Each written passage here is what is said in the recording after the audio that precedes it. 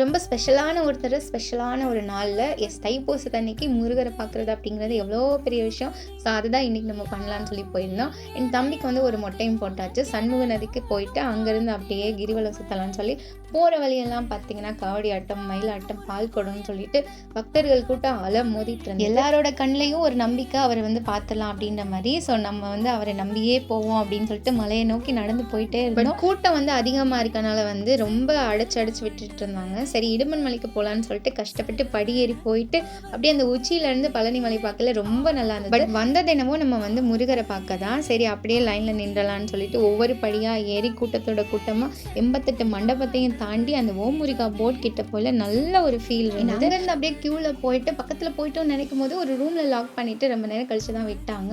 எனக்கு 7 மணிக்கு நம்ம ஸ்டார்ட் பண்ணி 11:30 மணிக்கு முருகரை ராஜ அலங்காரத்தோடு பார்த்துட்டு படியில் இறங்கும் போது தான் கால் கொஞ்சம் கிடுகிடுன்னு நடுங்குச்சு. பட் இருந்தாலும் முருகரை பார்த்தாச்சுன்னு ஒரு மன திருப்தி தான்.